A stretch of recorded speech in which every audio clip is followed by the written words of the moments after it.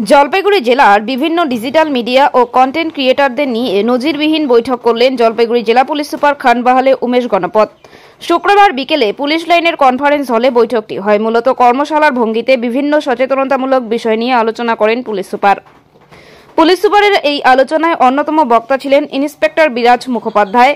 এছাড়াও জলপাইগুড়ি জেলা cyber crime থানার আইসি বিকাশ থাপা। প্রায় প্রতিটি ব্লক থেকেই মিডিয়ার প্রতিনিধিরা উপস্থিত ছিলেন সোশ্যাল মিডিয়া ক্রিয়েটর এবং সোশ্যাল ইনফ্লুয়েন্সাররা। শ্লীলতাহানি, ধর্ষণ, নাবালিকার উপর অত্যাচার জাতীয় খবরে কি বিষয় অবলম্বন করে খবর পরিবেশন করা উচিত সে বিষয়ে বিস্তারিত আলোচনা করেন পুলিশ সুপার। সেই সঙ্গে সাইবার ক্রাইম, বিভিন্ন ধরনের প্রতারণার মোকাবিলা করার উপায় বাতলে দেন তারা। মিডিয়ার প্রতিনিধি এবং কন্টেন্ট ক্রিয়েটরদের বিভিন্ন রকম আলোচনায় অংশ নেন। সরাসরি পুলিশ সুপারকে বিভিন্ন প্রশ্নও করেন তারা।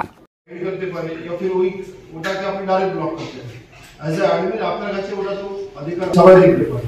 এখানে আপনি দেখা যাচ্ছে कि एक्स्ट्रा लोग এসে ওখানে অনেক বার কমেন্ট করতে ইচ্ছা করে আপনার পেজের উপর উল্টো-পাল্টা কমেন্ট করতে या কোনো বাজে ছবি ওখানে দিয়ে দিতে, ওই লোককে তো আপনি एज ए एडमिन ব্লক করতে পারেন।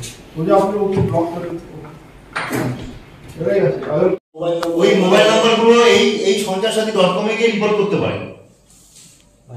তাহলে কি হবে, আমাদের যে director of telecom authority of India আছে, ওরা ওই রিপোর্টের নাম্বারগুলোকে সাসপেন্ডেড করে দেবে। তাহলে কি হবে, ওই যে ফ্রডস্টার আছে সে দ্বিতীয় রাজ্যে বা দ্বিতীয় কোনো ভিকটিমকে ওই সেম নাম্বার দিয়ে আর ফ্রড করতে পারে।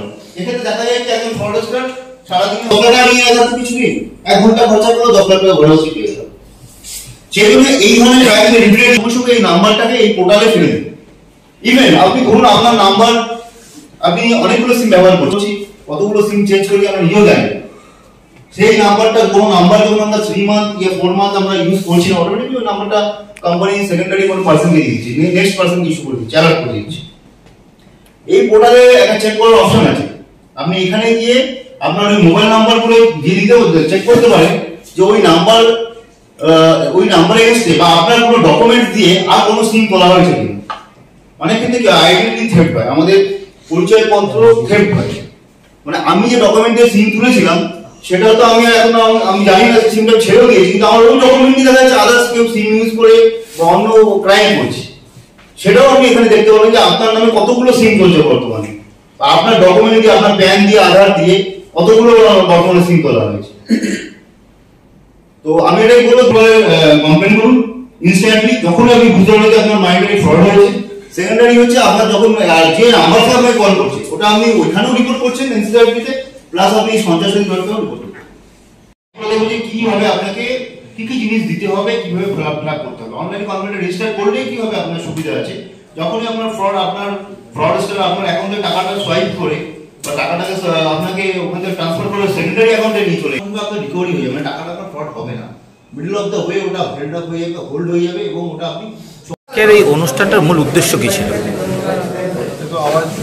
হ্যাঁ, আজকে মূলটা আমরা করেছিলাম, অনেকগুলো আমাদের এখানে দেখা যাচ্ছে কি সোশ্যাল মিডিয়ার মাধ্যমে অনেকগুলো যারা বিভিন্ন নিউজ পোর্টাল আছে, যারা কন্টেন্ট ক্রিয়েটার আছে, এরা অনেকবার কোশ্চেন করে কি আমাদের কাছে কোনো ভুল হয়ে যায়, অনেকবার কোনো সময় কেস হয়ে যায়, আমরা কী কী প্রিকশনসটা নিতে হবে, কীভাবে আমরা এই সোশ্যাল মিডিয়া ভালোভাবে ব্যবহার করতে হবে।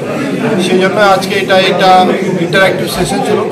যারা বিভিন্ন লোকাল সোশ্যাল মিডিয়া পোর্টাল আছে প্লাস যারা কন্টেন্ট ক্রিয়েটার্স আছে, ওনাদেরকে সবাইকে নিয়ে আমরা আজকে এই মিটিংটা একটা ইন্টারঅ্যাক্টিভ সেশনটা করেছি।